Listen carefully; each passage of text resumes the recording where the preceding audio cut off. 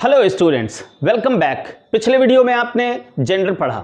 Gender के बारे में आपने जाना कि जेंडर 4 प्रकार के होते हैं: masculine gender, feminine gender, common gender and neutral gender. Masculine gender में मेल्स आते हैं, फेमिनिन जेंडर में फीमेल्स आती हैं, कॉमन जेंडर में दोनों ही आते हैं और न्यूट्रल जेंडर में मेल्स और फीमेल्स नहीं आते हैं। ओके, तो कुछ बेसिक्स आपने पिछले वीडियो में पढ़े। इस वीडियो में मैं आपको कुछ बड़ी ही इंपॉर्टेंट चीज़ें लेकर आया हूं और इस वीडियो को आपको शुरू से लेकर अंत तक देखना है बिना स्किप किए हुए, क्योंकि यहाँ पर एक एक पॉइंट निश्चित रूप से आपको अच्छी अंग्रेजी लिखने के लिए, अच्छी अंग्रेजी बोलने के लिए और विशेष रूप से अगर आप कॉम्पिटिटिव एग्जाम्स की तैयारी करते हैं तो उसके लिए वो बहुत ही ज़्यादा इंपॉर्टेंट होने वाला है। ओके, तो चलिए जल्दी से देखते हैं। पहला पॉइंट क्या है, देखिए पहले पॉइंट में है सभी जेंडर्स के नाउन्स के प्लूरल फॉर्म्स के लिए दे मीन्स प्रोनाउन के रूप में हम दे का प्रयोग करते हैं या देम का प्रयोग। आप जानते हैं they subjective case, them objective case and possessive case के रूप में हम देयर का प्रयोग करते हैं। ओके, जैसे फॉर एग्जांपल आप इसको समझने का प्रयास करिएगा। एक्चुअली मैं आपको क्या समझाना चाहता हूं, क्या बताना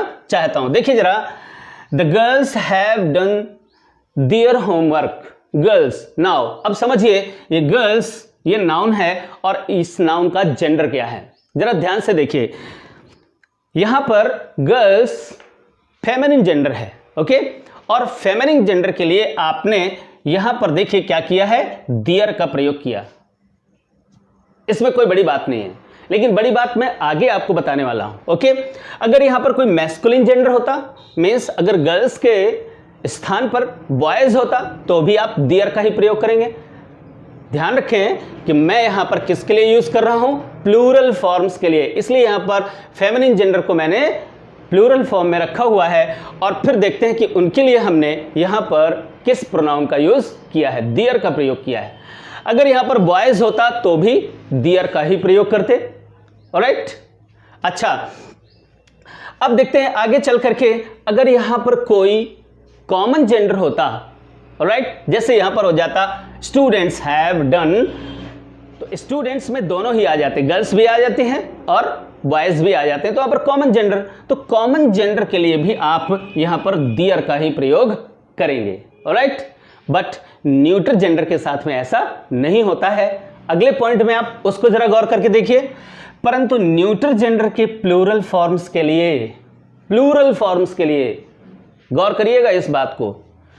जितने भी न्यूट्रल जेंडर्स हैं, न्यूट्रल जेंडर्स आपको मालूम, न्यूट्रल जेंडर्स अभी और नीचे वाले पॉइंट्स में मैं क्लियर करूंगा कि न्यूट्रल जेंडर्स में कौन कौन सी चीजें आती हैं। यदि वो न्यूट्रल जेंडर का नाउन अगर प्लूरल रूप में आया हुआ है यानी बहुवचन में आया है, तो उसके लिए अब आपको यहां पर देयर का यूज नहीं करना। बहुत सारे बच्चे यहीं पर गलती करते हैं।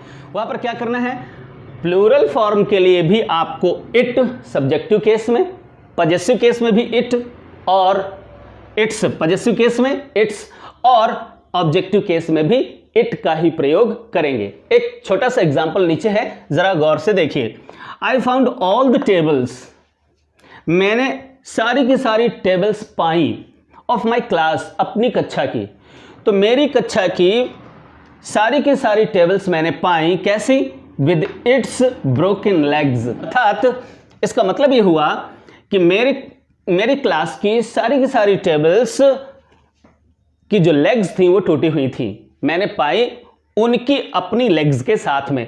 तो ध्यान से देखिए जरा, यहां पर मैंने जो इट्स का प्रयोग किया है ये किसके लिए किया है, जरा गौर से देखिए। ये मैंने टेबल्स के लिए किया है, यानी ब्रोकन लेग्स किसकी हैं, टेबल्स की हैं। तो टेबल्स यहां पर जरा ये देखिए, ये न्यूट्रल जेंडर का नाउन है और वो प्लूरल फॉर्म में है, अर्थात टेबल नहीं है, टेबल्स है, ठीक है ना।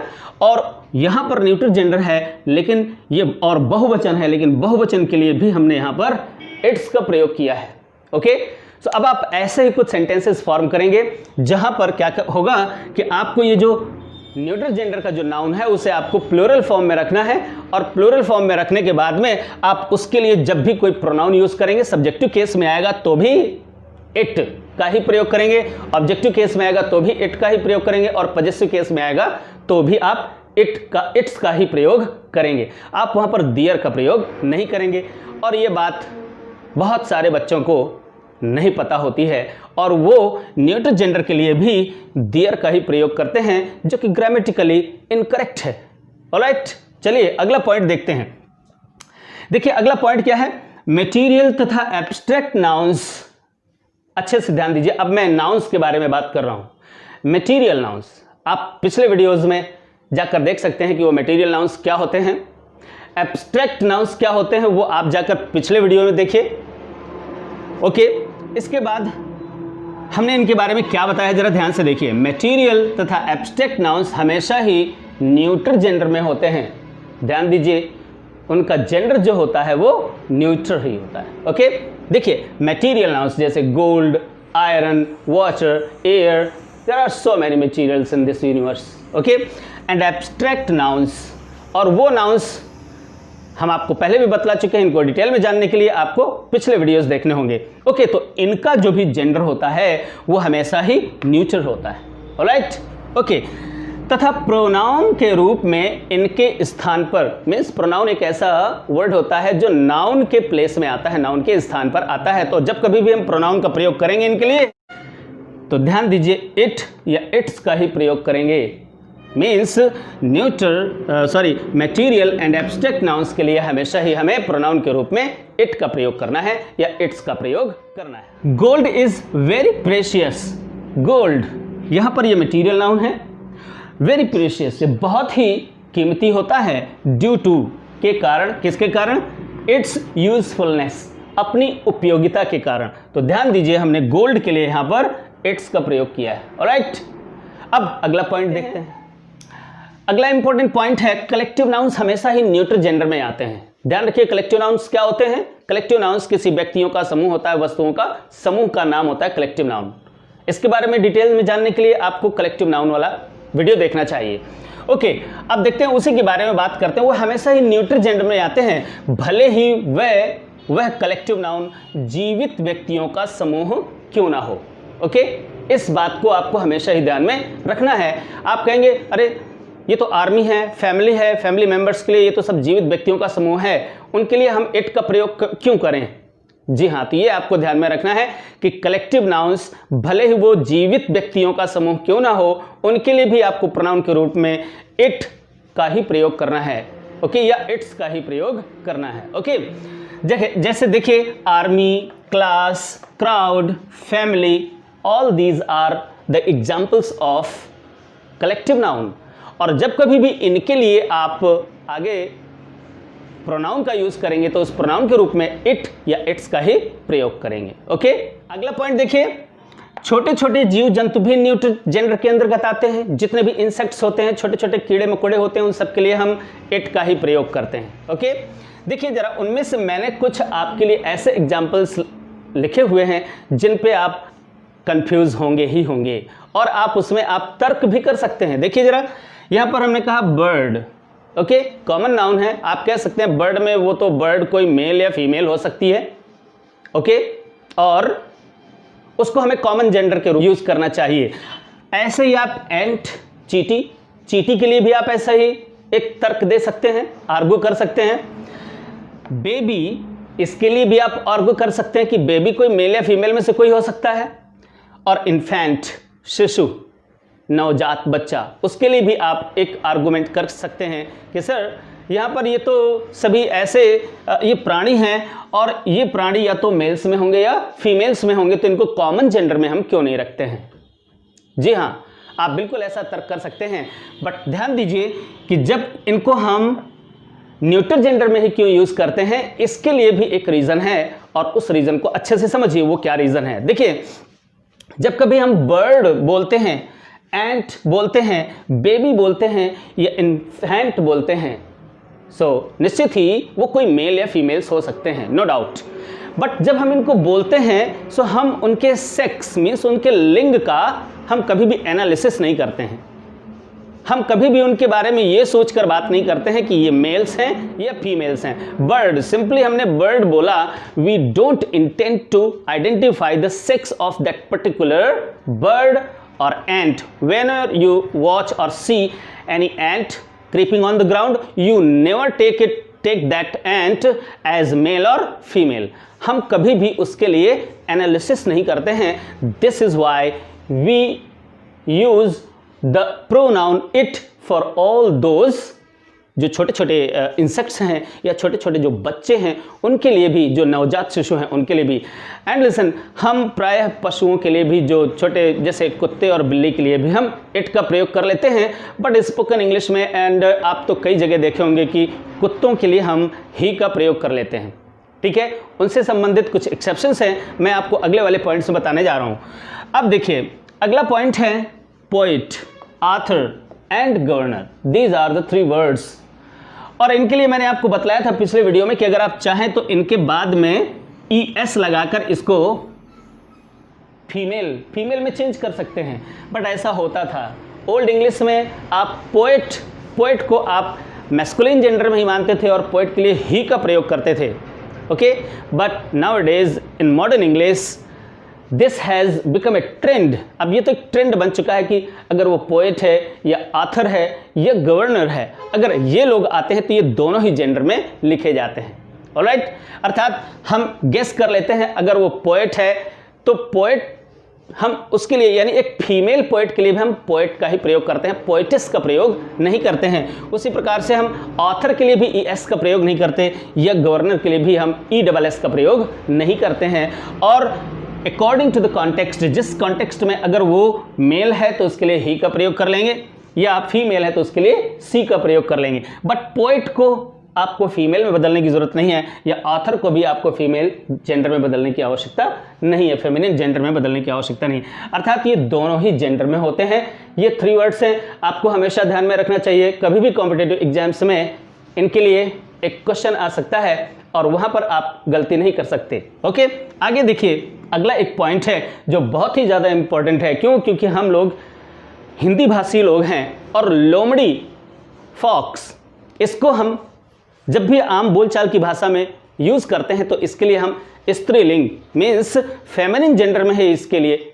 जैसे हम बोल देते हैं एक सेंटेंस, लोमड़ी आ रही है, वो लोमड़ी यहाँ से दौड़ते हुए निकल गई। ओके, तो हम जब कभी भी हिंदी स्पीकिंग करते हैं एंड हिंदी भाषी होने के कारण हमारी नेटिव जो लैंग्वेज है वो हिंदी है, और उसके कारण हम लोमड़ी को वास्तव में स्त्रीलिंग में यूज़ करते हैं। बट माय डियर स्टूडेंट्स, आपको हमेशा ध्यान में रखना चाहिए, while writing English or speaking English you will have to take fox as a masculine gender। Okay, और इसके लिए हमेशा ही का प्रयोग किया जाता है। ऑब्जेक्टिव केस में हिम का प्रयोग किया जाता है और पजेसिव केस में हिज का प्रयोग किया जाता है। ये आपको ध्यान में रखना चाहिए। तो फॉक्स शब्द का प्रयोग मैस्कुलिन जेंडर में होता है, और अगर आपको फीमेल फॉक्स की बात करनी है तो उसके लिए एक अलग वर्ड है, और वो क्या है? विक्सेन। उसका एक अलग वर्ड है और वो है विक्सेन। ऑलराइट, तो अगर फीमेल फॉक्स की बात करनी है तो आपको विक्सेन बोलना है, और अगर मेल फॉक्स की बात करनी है तो आपको फॉक्स बोलना है। और फॉक्स के लिए आप हमेशा ही का प्रयोग करेंगे। ओके, और फेमिनिन जेंडर में इसका प्रयोग करेंगे विक्सेन, इसके लिए आप सी का प्रयोग करेंगे। अगला पॉइंट जरा देखिए, वो बहुत ही इंपॉर्टेंट है। स्टूडेंट्स, आप लोग जानते हैं कि बहुत सारे ऐसे नाउन्स होते हैं जो ना तो मेल कैटेगरी में आते हैं और ना ही फीमेल कैटेगरी में आते हैं। ओके, तो वो सब न्यूट्रल जेंडर में होते हैं, आप जानते हैं। लेकिन और न्यूट्रल जेंडर के लिए हमें प्रोनाउन के रूप में इट का प्रयोग करना होता है। लेकिन यहाँ पर अब मैं आपको यही बताने वाला हूँ कि न्यूट्रल जेंडर में होने के बावजूद भी इनफैक्ट वो जो चीज़ें हैं वो वास्तव में ना तो मेल कैटेगरी में हैं और ना ही फीमेल कैटेगरी में हैं, फिर भी हम उनके लिए ही या सी इनका प्रयोग करते हैं, इट का प्रयोग नहीं करते हैं। ज़रा गौर से देखिए, बहुत ही बातों को बहुत ही करीब से समझिए। देखिए, यहाँ पर पहला पॉइंट लिखा हुआ है, स्ट्रेंथ, ब्रेवरी, ग्रेटनेस, महानता प्रकट कर। स्ट्रेंथ मीन्स शक्ति, ब्रेवरी मीन्स बहादुरी, ग्रेटनेस महानता। ऐसी बातों को प्रकट करने वाली जितनी भी वस्तुएं होती हैं उन सभी को मैस्कुलिन जेंडर समझा जाता है। एंड और जब इनको पर्सोनिफाई किया जाए, पर्सोनिफाई यू नो, अर्थात एक ऐसी चीज जो मानव नहीं है और फिर भी हम उसे मानव के रूप में ट्रीट करते हैं। जैसे सन, आप देख रहे हैं, शक्ति का प्रदर्शन करने वाला, महानता को प्रकट करने वाला। समर, ये भी शक्ति को प्रदर्शित करने वाली। जून का जो महीना होता है, इनफैक्ट जब उसको पर्सोनिफाई कर दिया जाएगा, उसका मानवीकरण कर दिया जाएगा, तो वो भी एक शक्ति प्रदर्शित करने वाली एक चीज या महीना बन जाता है। ओके, टाइम, आप तो जानते हैं टाइम तो सबसे बड़ा शक्तिशाली इसको लोग कहते हैं कि समय बड़ा बलवान होता है ना, बलवान यानी शक्ति प्रदर्शित करता है। ओशन, ओशन मीन्स सागर या समुद्र, महासागर, जी हाँ ये भी महान होते हैं, इनको हम ग्रेट बोलते हैं। और वॉर, ये भी वास्तव में ऐसी एक चीज़ है जो महानता को या शक्ति को प्रदर्शित करते हैं। और इन सभी चीज़ों को जब भी हम पर्सोनिफाई करते हैं तो इनके लिए ही का प्रयोग करते हैं। एक छोटा सा एग्जाम्पल आपके लिए लिखा हुआ है, देखिए, द सन इज शाइनिंग, सूर्य देवता चमक रहे हैं, विद हिज, देखिए जरा यहाँ पर हमने इट्स का प्रयोग नहीं किया है, यद्यपि ये सन ना तो मेल है और ना ही फीमेल है। आप जानते हैं कि ये एक आग का जलता हुआ पिंड है और उसके लिए हमने यहाँ पर हिज का प्रयोग किया है। ऑलराइट, तो क्या लिखा है, the sun is shining with his full glory, तो सन के लिए हमने यहाँ पर हिज का प्रयोग किया। अब ऐसे बहुत सारी चीज़ें, यानी यहाँ पर जैसे समर आ जाए, जून महीने का नाम आ जाए, टाइम की अगर कोई बात आ जाए, ओशन आ जाए, वॉर आ जाए, और इस तरह की बहुत सारी ऐसी चीज़ें हैं जो शक्ति को, बहादुरी को और ग्रेटनेस को प्रकट करती हैं। अगर उनको पर्सोनिफाई किया जाए तो आपको क्या करना है, ही का प्रयोग। देखिए जल्दी से, टेंडरनेस मीन्स कोमलता, ब्यूटी मीन्स सौंदर्य, जेंटलनेस नम्रता। ऑलराइट, अगर कोई भी ऐसी चीज है जो ये चीजें प्रकट करती हैं और उनको पर्सोनिफाई किया गया है तो उनके लिए हम फेमिनिन जेंडर का प्रयोग करते हैं। और फेमिनिन जेंडर को प्रकट करने के लिए आप कौन से प्रोनाउन का प्रयोग करते हैं, सी, हर, ओके, इनका प्रयोग करते हैं। जैसे वो कौन कौन सी चीज़ें हैं जो कोमलता, सौंदर्य या नम्रता को प्रकट करती हैं, कुछ एक मैंने यहाँ पर एग्जाम्पल्स लिखे हुए हैं, जरा उनको ध्यान से देखिए। ये वो चीज़ें हैं जो वास्तव में कोमलता, सौंदर्य, जेंटलनेस को प्रकट करती हैं। जैसे अर्थ, स्प्रिंग, स्प्रिंग माने बसंत का महीना, होप आशा, वर्च्यू गुण, जस्टिस न्याय, मर्सी दया, पीस माने शांति, ह्यूमिलिटी नम्रता, ओके, फेम यश प्रसिद्धि, मॉडेस्टी, लिबर्टी स्वतंत्रता, मून चंद्रमा आदि। ये सारी चीजें ऐसी हैं जो वास्तव में कहीं ना कहीं टेंडरनेस को, ब्यूटी को, इसको प्रकट करती हैं। ओके, और अगर कभी भी इनको पर्सोनिफाई किया जाएगा तो इनके लिए हमें प्रोनाउन सी और हर का प्रयोग करना होगा। देखिए एक एग्जांपल है, जल्दी से देखिए जरा, the moon has hidden her face behind the hill. Moon means चंद्रमा, ओके, ये किस चीज को, कोमलता को, सौंदर्य को और नम्रता, विनम्रता को ही प्रकट करता है। So moon has hidden, okay, moon ने हाइड कर लिया है, अपने आप को छुपा लिया है, हर फेस माने अपना चेहरा, चांद ने अपना चेहरा छुपा लिया है। अब आप हिंदी बोलते समय चांद को आप स्त्रीलिंग में नहीं बोलते हैं, चंद्रमा को आप पुल्लिंग में यानी मैस्कुलिन जेंडर में यूज़ करते हैं। बट ध्यान रखिए कि जब भी कभी इंग्लिश की बात आएगी, उसे पर्सोनिफाई किया जाएगा तो उसके लिए हमें क्या करना पड़ेगा, उसके लिए हमें फेमिनिन जेंडर के प्रोनाउंस को यूज़। चलते चलते मैं आपको एक और इम्पॉर्टेंट बात बता देना चाहता हूँ इसी जेंडर से रिलेटेड।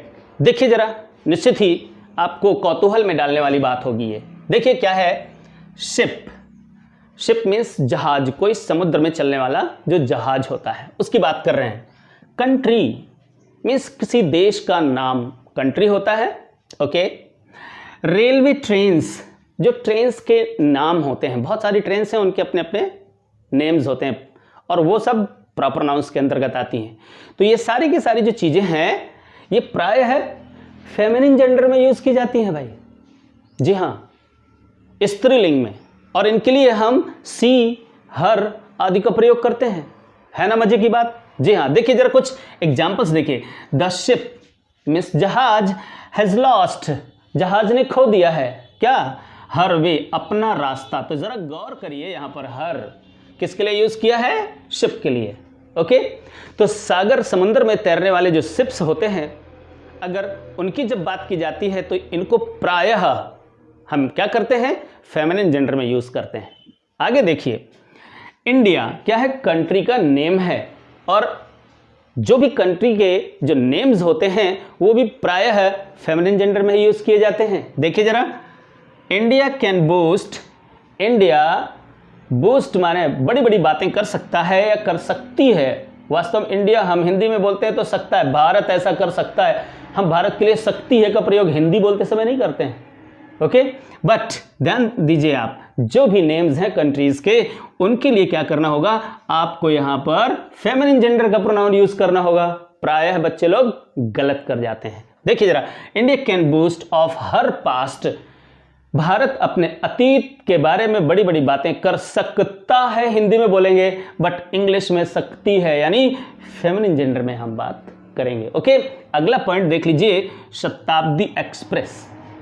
जी हाँ, और जो ट्रेन्स हैं उनके लिए हम हिंदी में भी फेमिनिन जेंडर का ही प्रयोग करते हैं, सो कोई बात नहीं है, आपको भी देखना है। शताब्दी एक्सप्रेस एक ट्रेन का नाम है और उसके लिए हम बोलते हैं is running with her full speed, अपनी संपूर्ण स्पीड के साथ दौड़ रही है। तो यहां पर देखिए क्या हमने किया है, हर का प्रयोग किया है, ऑलराइट। तो अब आप देखिए ध्यान से, अच्छे से आपको याद रखना है कि अगर कोई शिप हो, किसी कंट्री का नाम हो या किसी ट्रेन का नाम हो, तो वो सारे के सारे फेमिनिन जेंडर में प्रायः यूज़ किए जाते हैं। हमेशा कोई एक्सेप्शंस अगर छोड़ दिए जाएं तो प्रायः इनका प्रयोग हम फेमिनिन जेंडर में करते हैं। तो ये रहा आपके लिए एक बड़ा ही इम्पोर्टेंट वीडियो, जिसमें आपको बार बार इसको रिमाइंड करके आपको देखना है और सारी बातों को अच्छे से अपने दिमाग में बिठानी है। और जब कभी भी आप स्पीकिंग करते हैं, जब कभी भी आप ट्रांसलेशन करते हैं, और इवन उनके लिए तो बहुत ही इंपॉर्टेंट है जो कॉम्पिटिटिव एग्जाम्स की तैयारी करते हैं, तो ऐसे वीडियोस को बड़े ध्यान से देखा कीजिए। और स्किप करेंगे तो निश्चित ही बहुत सारी इंपॉर्टेंट बातें छूट जाएंगी। आई एम हेल्पलेस, मैं क्या करूं, छोटा वीडियो बनाना चाहता हूं बट ये लॉन्ग हो ही जाता है क्योंकि बातें इतनी ढेर सारी होती हैं। सो माय डियर स्टूडेंट्स, हमेशा याद रखिए, there is no shortcut to success, यानी सफलता के लिए कोई शॉर्टकट नहीं होता है। कोई ट्रिकी वीडियोस आपको सिखा देता है कि 2 साल का कोर्स 2 महीने में या 2 घंटे में सीख लीजिए, ऐसा कभी पॉसिबल होता नहीं है। मुझे तो नहीं लगता ऐसा कोई पॉसिबल होता है। ट्रिक्स से कुछ काम चलने वाला नहीं है। इनफैक्ट आपको डीप एंड कॉन्सेप्चुअल नॉलेज चाहिए ही चाहिए अगर आपको कॉम्पिटिटिव एग्जाम्स में सफल होना है या फिर आपको अच्छी अंग्रेजी बोलनी है, ओके। तो आज के लिए इतना ही। जाते जाते मैं आपसे कहना चाहता हूं कि अगर आपको ये वीडियो पसंद आया है तो यहाँ इस आइकॉन को दबाइए, सब्सक्राइब करिए, लाइक करिए, शेयर करिए, और दूर दराज के गाँव के अपने जो कॉन्टेक्ट्स हैं उनको भी शेयर करिए, ताकि गांव में रहने वाले बच्चों को भी अच्छे वीडियोस देखने को मिले। Thank you.